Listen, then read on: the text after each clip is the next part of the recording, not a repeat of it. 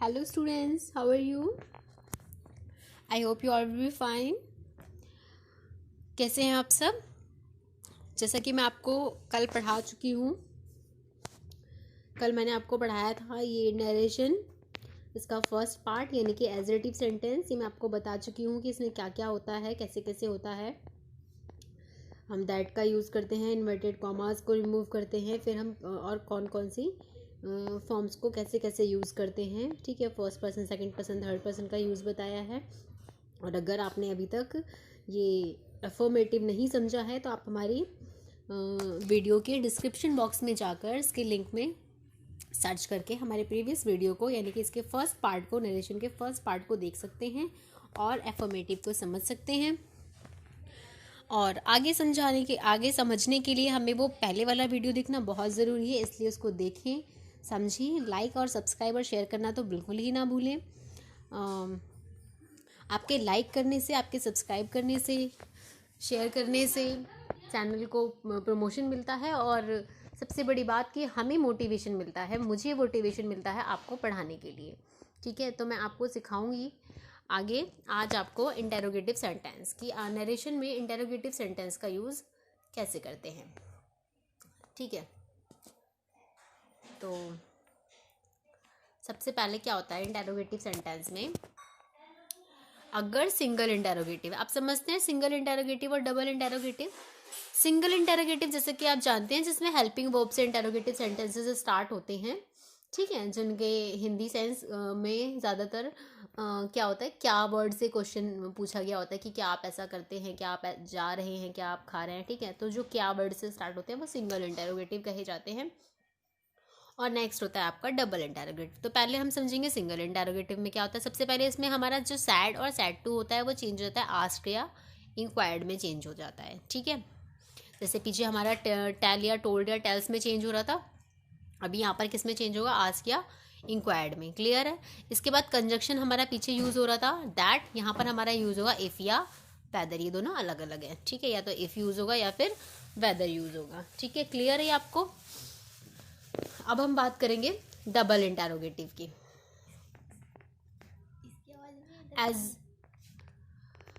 We can see here double interrogative. Double interrogative में क्या होता है, इसमें भी हमारा जो सैड और सैड टू है वो तो बेसिकली हमारा आस्क या इंक्वायर्ड में ही चेंज होता है।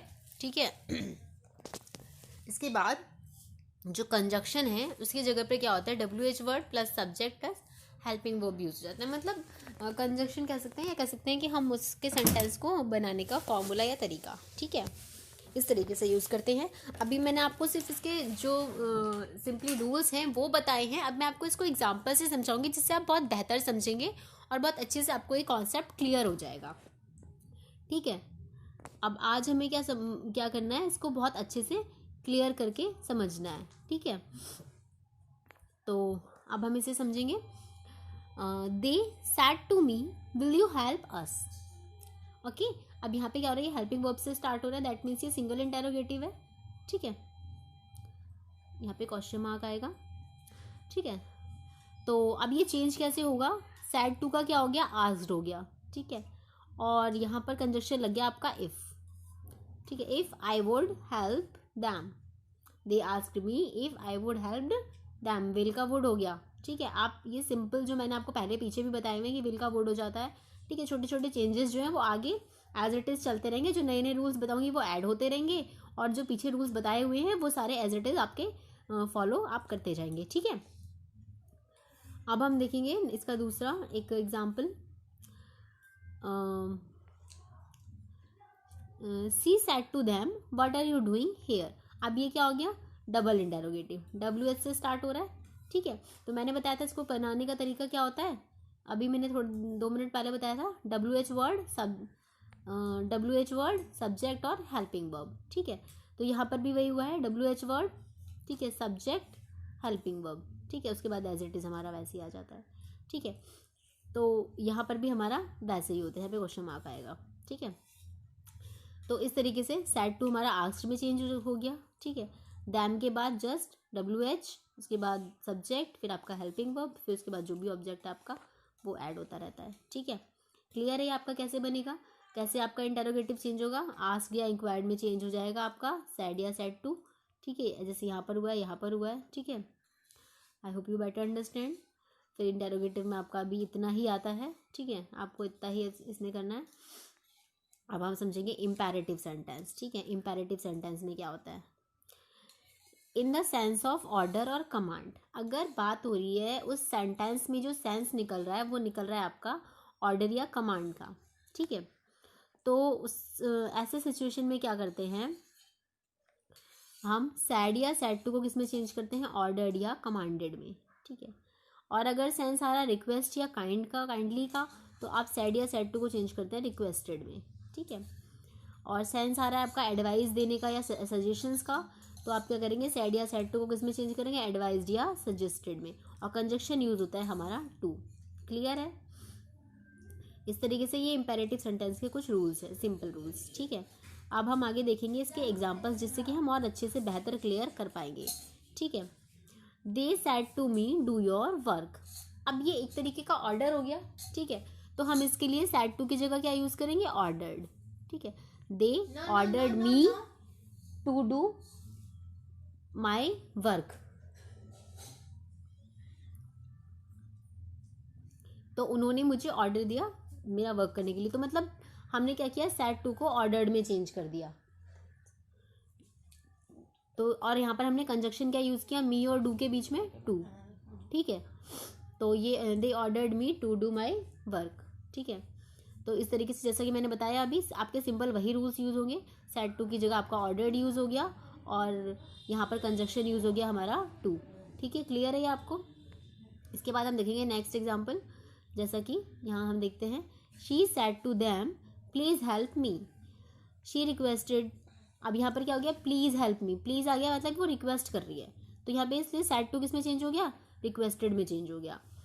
और उसके बाद क्या हुआ, दैम, उसके बाद टू हेल्प हर, ठीक है।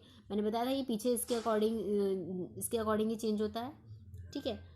तो फर्स्ट पर्सन सब्जेक्ट के अकॉर्डिंग ही चेंज होता है, ठीक है। वो मैं आपको पहले भी समझा चुकी हूँ कि फर्स्ट पर्सन सेकंड पर्सन किस किस के अकॉर्डिंग कैसे कैसे चेंज होता है। वो चीज़ें हमारी वैसी एज इट इज़ आएंगी आगे भी, ठीक है। तो रिक्वेस्टेड चेंज हो गया सैड टू में, सैड टू चेंज हो गया रिक्वेस्टेड में, और यहाँ पर हमारा कंजक्शन यूज़ हो गया टू, ठीक है। फिर सिंपल बना दिया हमने।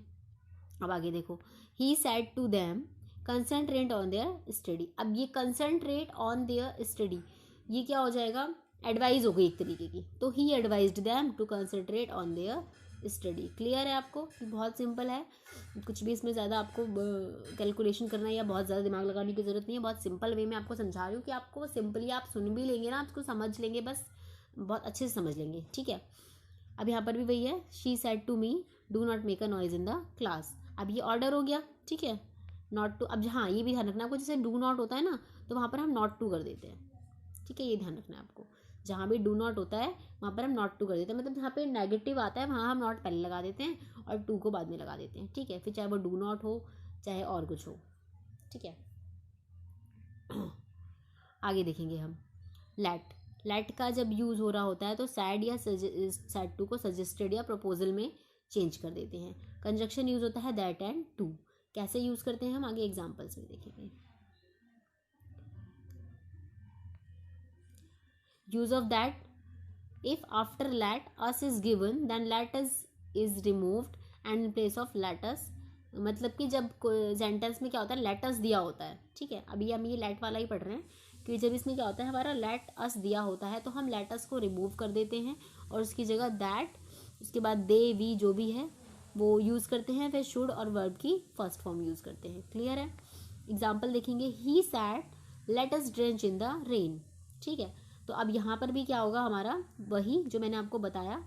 सबसे पहले क्या होगा, ही सजेस्टेड, मैंने बताया कि सैड या सैड टू क्या उसमें चेंज होता है, सजेस्टेड या प्रपोजल में चेंज हो जाता है, ठीक है।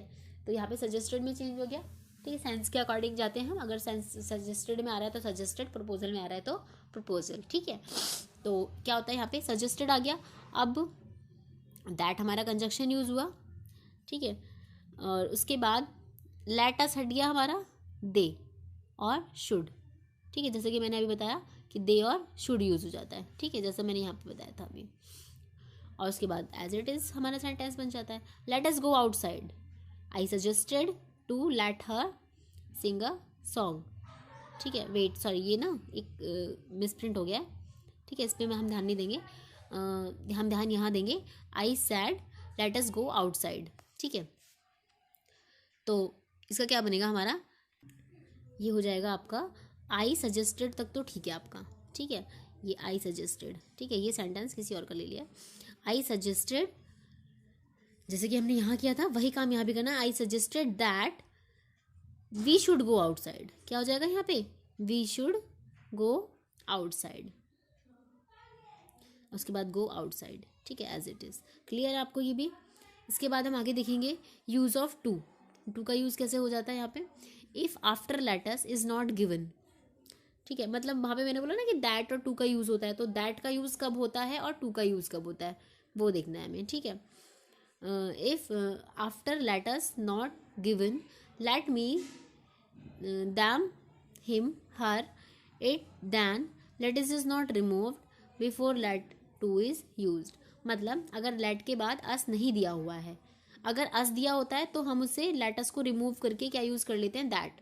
और अगर अस नहीं दिया हुआ है तो लेट हमारा एज इट इज़ लगा रहता है, हम उसके पहले टू का यूज़ कर लेते हैं। क्लियर हो गई आपको बात। जैसे कि मैं आपको फिर से रिवाइज करा दूँ, दैट में दैट कब लगाना होता है, मैं जब लेटस दिया होता है। ठीक है, तो हम क्या करते हैं, लेटस को रिमूव करते हैं और दैट का यूज़ करते हैं, दे शुड का यूज़ करते हैं। ठीक है, उसके अलावा हम टू का यूज़ कब करते हैं, जब हमें लेटस नहीं दिया होता। ठीक है, तो हम क्या करते हैं, उसको रिमूव नहीं करते, लेट लगा रहने देते हैं, साथ में टू लगा देते हैं। ठीक है, सजेस्टेड प्रपोजल तो हमारे सेंटेंस के अकॉर्डिंग चलता ही है। ठीक है, दैट वाले में हमारा शुड का यूज़ हो जाता है, इसमें हमारा कंपलसरी नहीं होता ऐसा कुछ। इसके बाद हम पढ़ेंगे एक्सक्लामेटरी सेंटेंस। एक्सक्लामेटरी सेंटेंस क्या होते हैं, जो हमारे हाव भाव को दर्शाते हैं। ठीक है, हमारी अंदर क्या चल रहा है, खुशी गम, ठीक है, जो भी हम फील कर रहे हैं, जो भी हम कुछ फील करते हैं वो हमारा इसमें चलता है, इसमें आता है एक्सक्लामेटरी सेंटेंस में। सबसे पहले आ जाता है हमारा एलास। इस जब कहीं वर्ड में हमें एलास दिख जाता है तो हम क्या करते हैं, सैड या सैड टू को एक्सक्लेम विद सॉरो में चेंज कर देते हैं। ठीक है, इसके बाद देखेंगे हुरे। हुरे को अगर हुरे लिखा है तो सैड या सैड टू को एक्सक्लेम विद जॉय में चेंज कर देते हैं। सॉरी लिखा है तो सैड या सैड टू को एक्सक्लेम विद रिग्रेट में चेंज कर देते हैं। ठीक है, ओह व्हाट हाउ लिखा है तो इसे हम किस में चेंज कर देते हैं, एक्सक्लेम विद सरप्राइज में चेंज कर देते हैं। क्लियर है इतना, ये आपको ध्यान रखना है। उसके बाद ब्रावो है तो अपलॉडेड विद सेइंग। ठीक है, कंजक्शन हमारा दैट ही यूज़ हो जाता है। ठीक है, इस तरीके से यहाँ पर हम ब्रावो में, जैसे कि आपको ये डिफरेंट लग रहा होगा, वैसे आप ये भी यूज़ कर सकते हैं। इसके अलावा आप एक्सक्लेम विद जॉय भी लिख सकते हैं। ठीक है, नॉट टू वरी। उसके बाद हम एग्जाम्पल देखेंगे, he said alas I have failed again. He, अब तो हमने क्या किया, अलास देखा तो इसका मतलब उसे दुख हो रहा है, तो ही एक्सक्लेम विद सॉरो, सॉरो का मतलब दुख होना, दैट। उसके बाद आपका आई हैव फेल्ड अगेन है तो ही हैड फेल्ड अगेन, आपका वही फॉर्मूला वही चलेगा सारा जो मैंने आपको पीछे बताया था। ठीक है, ये हो गया आपका। इसके बाद हम देखेंगे she said hurray I have topped the class. ठीक है, एक ही ऐसा आएगा यहाँ पे। तो अब क्या होगा, हुरे यानी कि अब उसको तो खुशी हो रही है, तो she exclaim with joy that she had topped the class. ठीक है, they said sorry we can do this work, तो एक्सक्लेम विद रिग्रेट। अब यहाँ पर रिग्रेट वर्ड आ गया क्योंकि सॉरी था। ठीक है, दे कुडंट। क्लियर है, बाकी सारी चीज़ें वैसे ही रहेंगी, ऐसे हम बाकी में भी देख सकते हैं, what a beautiful picture is. तो अब यहाँ पे वो एक्सक्लेम विद सरप्राइज आ गया। ठीक है, कुछ चीज़ें ना जरूरी नहीं है कि हम हर चीज़ को रूल्स और रेगुलेशंस के हिसाब से लें, कुछ हमारे अपनी मेंटेलिटी पर भी डिपेंड करता है। अब यहाँ पर हमें दिख रहा है what a beautiful picture is, तो वो सरप्राइज था, तो डिपेंड करता है कि उस वक्त कोई जिसकी हम बात कर रहे हैं वो फील क्या कर रहा है, उसके अकॉर्डिंग चेंज करते हैं हम। ठीक है, तो यहाँ पे सरप्राइज हो रहा था that it was a very great या ब्यूटीफुल पिक्चर। ठीक है, उसके बाद देखो यहाँ पर कैप्टन ने सोल्जर से कहा bravo you have done well, तो captain applauded to the soldier with saying that they had done well. ठीक है, इस तरीके से हम चेंज कर सकते हैं इसको। क्लियर है आपको, इस तरीके से हमारा एक्सक्लेमेटरी सेंटेंस भी क्लियर होता है। अब हम बात करेंगे ऑप्टेटिव सेंटेंस की। ठीक है, ऑप्टेटिव सेंटेंस के कौन कौन से होते हैं, जिसमें हमें क्या शो होता है, प्रे, विश, डिज़ायर या कर्स। ठीक है, जहाँ पर हमें ये चीज़ें शो हो रही होती हैं वो हमारे ऑप्टेटिव सेंटेंस होते हैं। अच्छा, कहीं पर जैसे कि हम यहाँ पर देखते हैं, हमारा टॉपिक अब यहाँ पर है, जैसे कि हम प्रे कर रहे हैं। ठीक है, in the sense of pray. Pray में क्या होगा, हम क्या यूज़ करेंगे, यहाँ पे कर्स्ड गलत टाइप हुआ है, कर्स्ड की जगह हो जाएगा हमारा प्रेड। ठीक है, क्या हो जाएगा, प्रेड। ठीक है, जब हम कहीं पर देख रहे हैं कि वहाँ पर प्रे हो रहा है, तो प्रे जहाँ पर प्रे वाली सिचुएशन आएगी वहाँ पर क्या हो जाएगा, प्रेड।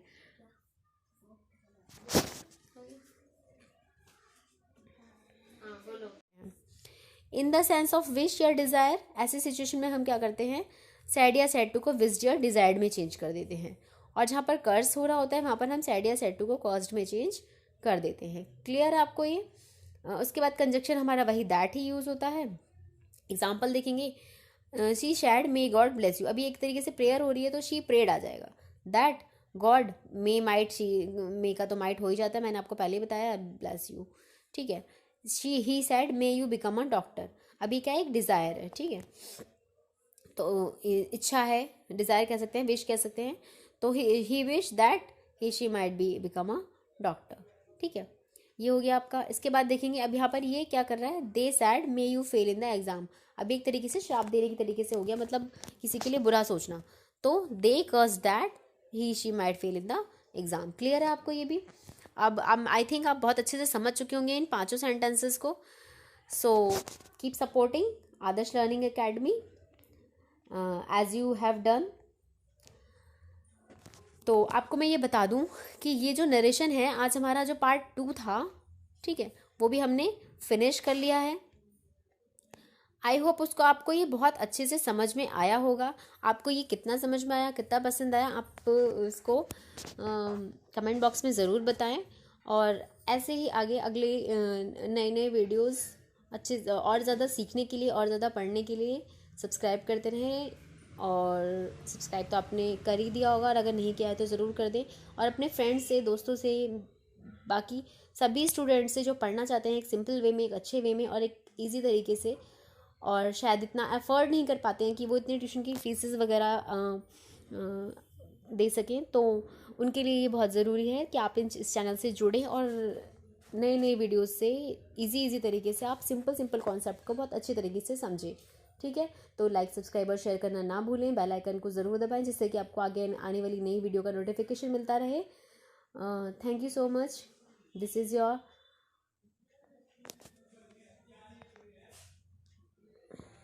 वेट एक सेकेंड। हाँ जी, तो दिस इज़ योर कॉपरेशन कि हमारे चैनल को 100+ सब्सक्राइबर्स मिल चुके हैं।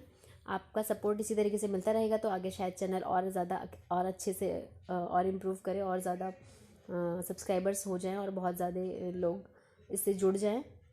ठीक है, थैंक यू सो मच। आप भी अपना ध्यान रखिए और सेफ़ रहें, घर में रहें, ज़्यादातर कोशिश करें कम से कम बाहर जाएं। Thank you so much. और इसी तरह से पढ़ते रहें लगन से, मेहनत से। Thank you so much.